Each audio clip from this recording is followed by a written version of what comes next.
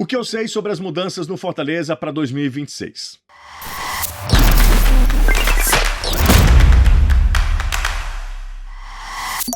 Depois de 7 anos na Série A do Campeonato Brasileiro, o Fortaleza agora vive uma nova realidade e, invariavelmente, vai passar por mudanças, menos do que eu imaginava. E é sobre isso que a gente vai falar no vídeo de hoje. Se você é novo por aqui, considere se inscrever, ativar as notificações para não perder nada, deixar aquele like maroto, o hype e o seu comentário. É importante também a sua opinião.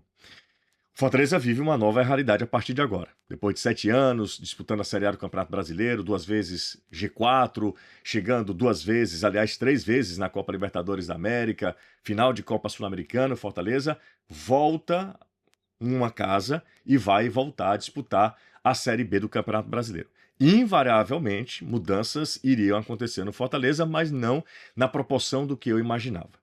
Eu procurei saber os próximos passos do Fortaleza nesta quarta-feira para entender e para não ficar apenas na base da especulação, né, no disse-me-disse, na fofoca e tal. Procurei saber de uma pessoa muito influente na diretoria do Fortaleza o que é que o clube pensa para 2026. Antes de formatação de elenco, antes de olhar para o mercado, antes de pensar em qual jogador fica, qual jogador sai, antes de qualquer coisa, uma definição precisa ser tomada, e isso vai acontecer o quanto antes, que é a permanência ou não do CEO Marcelo Paes. A princípio, eu achava muito difícil que o Marcelo Paes continuasse, conversando com algumas pessoas ligadas ao próprio Paes. Depois, eu mudo um pouco de opinião e já enxergo uma possibilidade da continuidade de trabalho do Marcelo Paes à frente da SAF do Fortaleza. Marcelo Paes está muito magoado, está muito sentido com tudo que aconteceu em 2025, mas a gente precisa lembrar que ele é a personificação desse Fortaleza. E quando o time vai bem, ele cresce na mesma proporção. Quando o time não faz uma grande temporada, ele é o alvo das críticas. Marcelo Paes ficou muito sentido porque acha ou que faltou ali um apoio, e isso o fez pensar se valeria a pena continuar no Fortaleza ou não. Marcelo Paes também, levado pelo sucesso do Fortaleza, e ele ao mesmo tempo levando o Fortaleza ao sucesso, Marcelo Paes hoje é uma figura que goza de credibilidade junto ao mercado do futebol brasileiro. Então Marcelo Paes tem mercado se não continuar no Fortaleza. Claro que tem uma relação ali também, além de uma relação profissional, e a gente precisa lembrar disso, Marcelo Paes é funcionário hoje da SAF, Marcelo Paes tem uma relação sentimental, né? Uma relação intrínseca enquanto torcedor, enquanto dirigente de futebol, nos moldes antigos, tem uma relação além dessa relação profissional. A partir desse momento, a gente pode ir para uma outra casinha, que é a permanência ou não do futebol do Fortaleza, né? Da comissão técnica do Fortaleza. O Martim Palermo, invariavelmente, inegavelmente, ele escancarou as portas do maior mercado do futebol sul-americano com o trabalho que fez à frente do Fortaleza. Ainda que não tenha conseguido permanecer com o Fortaleza na Série A, Martim Palermo sai desse campeonato brasileiro muito maior do que chegou.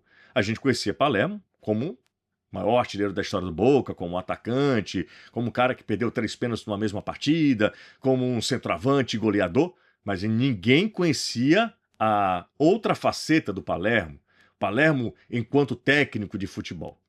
Acho que poucos conheciam nessa nova faceta de Martim Palermo, e parece que o futebol brasileiro precisa de um selo, né? Um selo de qualidade, um ISO. E eu acho que Martim Palermo conseguiu isso nessa campanha que ele fez de recuperação junto ao Fortaleza. Tanto é que começam a surgir algumas especulações de clubes interessados, de clubes querendo saber como é que está a situação do Palermo. E eu acho que uma coisa tem relação. Se Marcelo Paes continuar, Martim Palermo, há uma possibilidade grande de ele permanecer também como técnico do Fortaleza, mesmo Fortaleza caindo para a Série B. Havia uma cláusula ali automática, que se Fortaleza ficasse na Série A, ele continuaria no comando técnico do Fortaleza, haveria uma renovação automática no contrato do Palermo. A partir daí a gente começa a falar sobre jogadores. A partir daí a gente começa a formatar o elenco do Fortaleza, que é gigantesco. Fortaleza terminou o ano de 2025 com 38 atletas. Alguns os mais utilizados, outros menos, e pelo que eu obtive de informação também, um dos grandes méritos de Martim Palermo foi saber lidar e conduzir um grupo tão grande, de 38 jogadores. E o Fortaleza entende que, ainda que tenha despencado a receita, que 2026 vai ser bem diferente do que foi 2025, quando o clube teve o maior orçamento da sua história, o Fortaleza se preparou para esse momento. E eu vou tentar explicar exatamente o que me foi passado.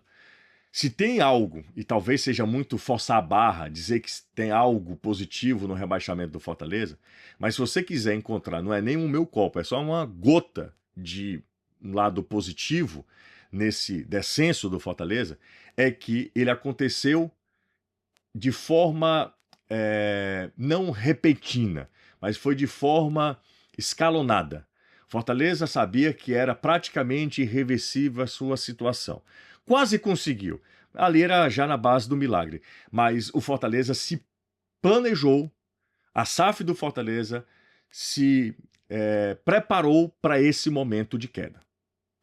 O que me falaram foi exatamente isso. A queda foi amortecida pelo planejamento de que o time já não iria permanecer na Série A do Campeonato Brasileiro e algumas situações já foram levadas em consideração, planejadas e projetadas para 2026. Entre elas, jogadores que têm salários altos, jogadores que saem do Campeonato Brasileiro com mercado, jogadores que já estão com fim de ciclo mesmo, e o Fortaleza já planejou muita coisa em relação ao seu grupo de jogadores. Diferente, e é só uma comparação, não é nem colocando, não é nem equiparando os arquirrivais, mas é diferente do que viveu o Ceará de uma queda na última rodada, nos últimos minutos do Campeonato Brasileiro, o Ceará foi rebaixado. Fortaleza era virtual rebaixado a 10 rodadas do fim do campeonato, e o Fortaleza foi se preparando para esse baque.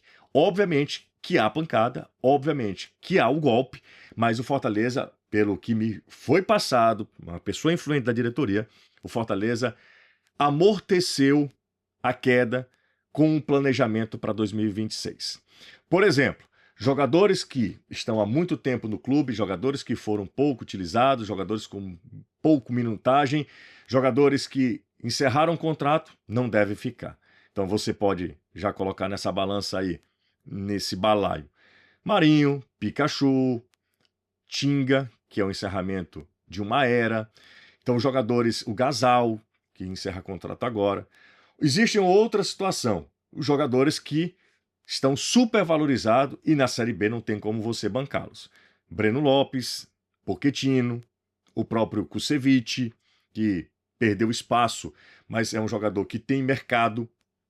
Jogadores que ainda têm contrato, mas estão em baixa e podem ser realocados em outros centros. Lucero é uma possibilidade. Martínez, Zé Wellison.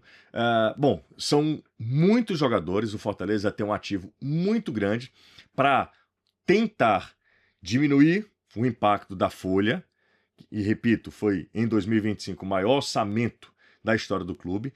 Então diminui o impacto da folha e tenta otimizar essa grana que, com venda de jogadores, você se desfaz do salário, você até empresta o jogador, mas sem pagar salário, e aí com a folha mais enxuta, você tenta ser mais assertivo, mais certeiro. E o que me foi passado, em um tom não de informação, mas de sugestão, por que não ficar com o Herrera? Que é um salário que cabe dentro dessa nova realidade do Fortaleza, o Tuco Herrera.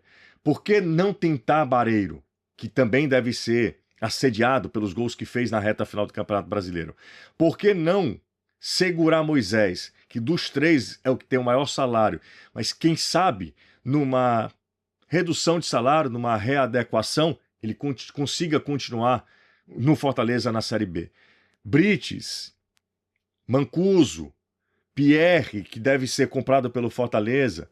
Então esses jogadores, o goleiro Breno, esses jogadores fazem do Fortaleza um time já com uma base muito maior e muito melhor do que eu imaginava.